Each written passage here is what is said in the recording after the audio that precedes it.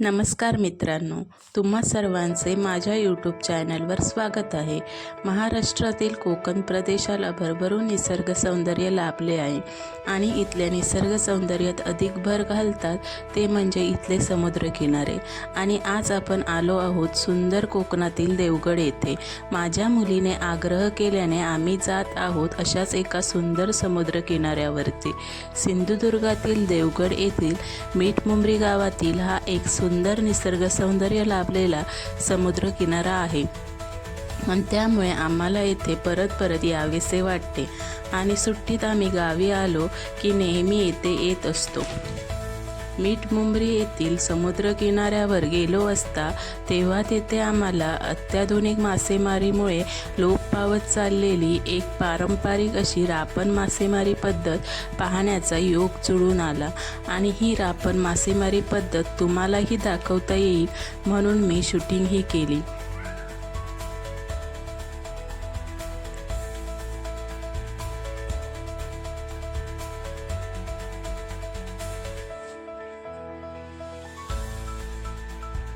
रापण ही पारंपरिक सामूहिक पद्धतीने केली जाणारी मासेमारी पद्धत आहे.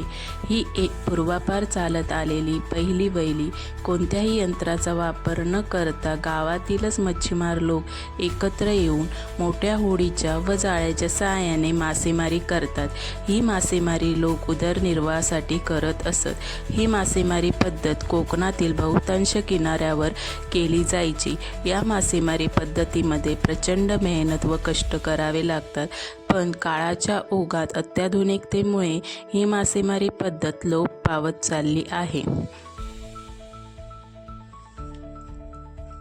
या रापण मच्छीमार पद्धतीमध्ये गावातीलच मच्छीमार बांधव एकत्र येऊन होडी ढकलत समुद्रात जातात. ही होडी ढकलताना खूप प्रचंड मेहनत घ्यावी लागते, पण हे सर्व मच्छीमार बांधव हे काम एकत्र येऊन खूप आनंदाने खूप उत्साहाने जणू काही एखाद्या उत्सवाप्रमाणे करत असतात. या मासेमारी पद्धतीमध्ये या गावातील लोकांची एकजूट दिसून येते. ही मासेमारी पद्धत निसर्गाचा समतोल राखून निसर्गाला कोणत्याही प्रकारची हानी न समुद्रात होडी ढकलत काही लोक होडीतून खोल समुद्रात जातात तर काही लोक किनाऱ्यावरती थांबतात. रापण मासेमारीसाठी खूप मोठे व लांब जाळे वापरले जाते. ही रापण मासेमारी पद्धत बघण्यासाठी गावातील इतर लोक, लहान मुला-मुली, शेजारील गावातील लोक, पर्यटक समुद्र किनाऱ्यावरती जमतात. काही मच्छीमार बोटीतून खोल समुद्रात जाऊन हे जाळे अर्धवर्तुळाकार पद्धतीने टाकतात. जाळ्याच्या दोन्ही टोकांना लांब दोर असतात आणि हे दोन्ही दोर किनाऱ्यावरती असतात. मग गावातील अनेक मच्छीमार लोक रांगेत उभे राहून दोन्ही दोरी ओढायला सुरुवात करतात. हे काम कधी 30 ते 50 लोक मिळून करतात. दोरीची दोन्ही टोके हळूहळू ओढत जाळे समुद्रातून किनाऱ्यावर येते. या जाळ्याच्या मधल्या भागात मासे अडकलेले असतात.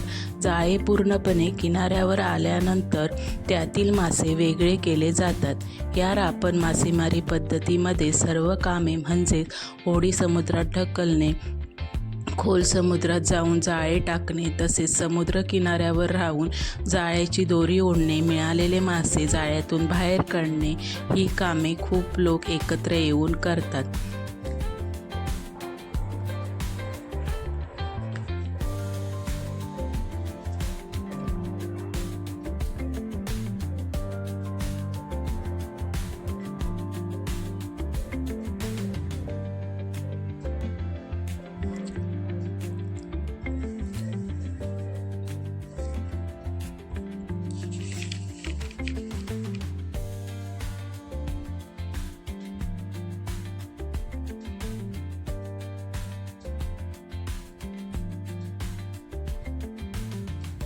या मासेमारी पद्धतीमध्ये सुरमई, बांगडा, कोळंबी यासारखे अनेक मासे मिळू शकतात. यावेळी खूप दिवसांनी रापणही लावली जात होती आणि यावेळी मच्छीमार बांधवांना खूप दिवसांनी आज त्यांना कोकर जातीचे मासे मुबलक प्रमाणात मिळाले होते आणि हा आनंद त्यांच्या चेहऱ्यावर ओसंडून वाहत होता.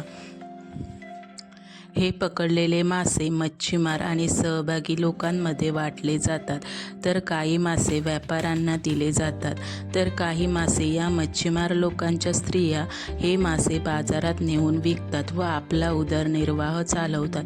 विशेष गोष्ट म्हणजे रापण ही फक्त मासेमारी नसून गावातील लोकांचा एकत्रित उत्सव असतो. लोक गाणे गात आनंदाने मासेमारी करतात. यातून लोकांना उत्पन्नाचे साधन प्राप्त होते आणि ते सुद्धा निसर्गाला कोणत्याही प्रकारची हानी न करता पारंपरिक रापण मासेमारी केली जाते. या अशा पारंपरिक पद्धती आपण जपल्या पाहिजेत.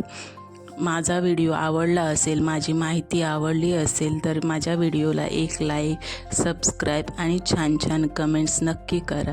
धन्यवाद. परत भेटू अशाच एका नवीन व्हिडिओमध्ये.